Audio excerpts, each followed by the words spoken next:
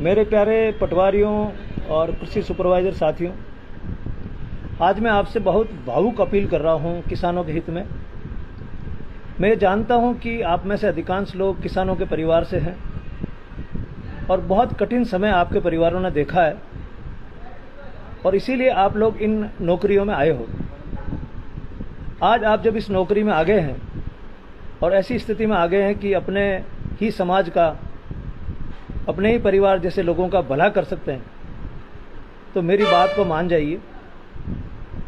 मैं पिछले कई वर्षों से फसल बीमा योजना का अध्ययन कर रहा हूँ, घूम रहा हूँ गांव-गांव, लड़ रहा हूँ व्यवस्था से, और मुझे ये पता चला है कि फसल कटाई प्रयोग सही नहीं होने से बीमा कंपनियां किसानों को उचित मुआवजा नहीं देती है।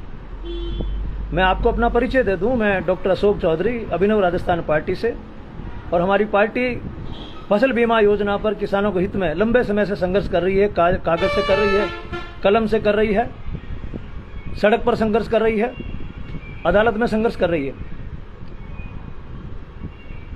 तो हमने ये पाया है कि फसल कटाई प्रयोग सही नहीं होने के कारण से, जिसमें अधिकतर हमारे पटवारी और कृषि सुपरवाइजर साथी फील्ड में जाते नहीं हैं और जैसा कंपनी के अधिकारी कर्मचारी बोलते हैं उसी पे दस्तखत कर देते हैं।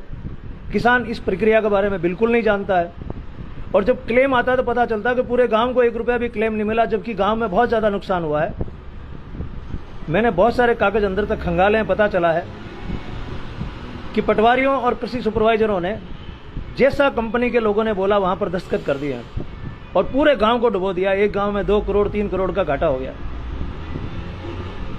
मेरे पास सारे आंकड़े हैं, पूरे देश के आंकड़े हैं, राजस्थान के आंकड़े, हर जिले के आंकड़े हैं, और ये साबित कर रहे हैं कि किसानों से अभी केवल प्रीमियम लिया जा रहा है और उनको क्लेम नहीं दिया जा रहा है।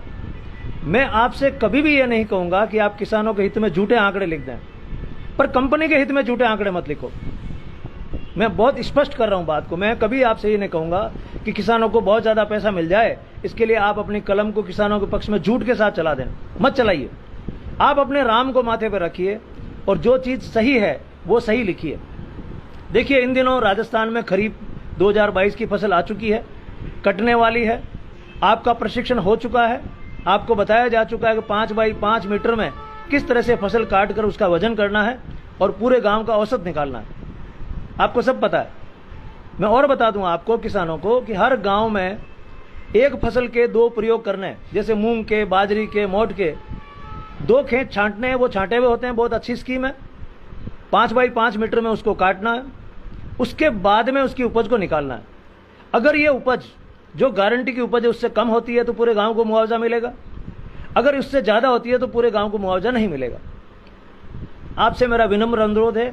आप कह सकते हैं कि पोस्टें कम हैं, आप कह सकते हैं कि हमसे इतना काम नहीं होगा, लेकिन देखिए आपके घर वाले कितना कठिन काम करते हैं, कितनी मुश्किल से आपको पढ़ाया, रात और दिन काम करके। आप उनके बच्चे हैं और आपको करना क्या है? आपको कौन सा वहां जाके फसल काटनी है? आपको नियम से उन गांवों में जो प्रयोग करना है उतना ही तो काम है, और आप उतना ही काम किसान हित में नहीं कर पाते।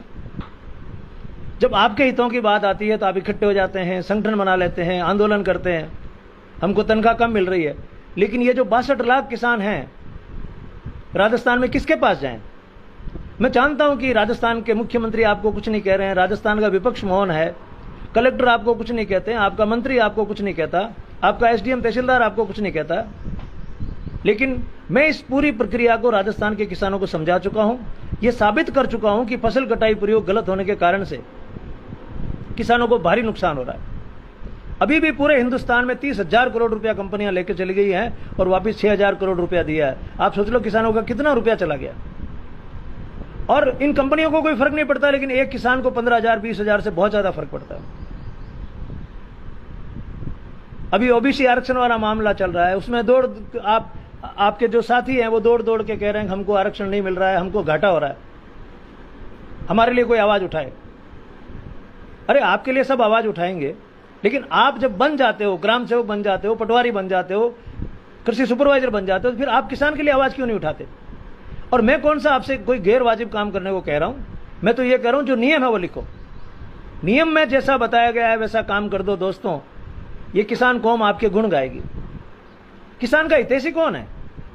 और एक बात और मैं आपको राज की बता दूं, मैंने सब लोगों से पूछा है, अध्ययन किया है, पूछा है कि क्या कृषि पर्यवेक्षक और पटवारी को कंपनी के लोग पैसा देते हैं, जिसके कारण से वो आंकड़े कंपनी के फेवर में लिखते हैं। मुझे पता चला कि नहीं, पैसा वैसा कुछ नहीं देते, केवल आलस में कि मैं कहां खेत में धूप में जाऊंगा। अपने आप कंपनी वाला छोरा छोरी कोई जाएगा और वो जहां आंकड़े लिख के लाएगा, मुझे उस पर दस्तखत कर देने, मेरी जान छूटे।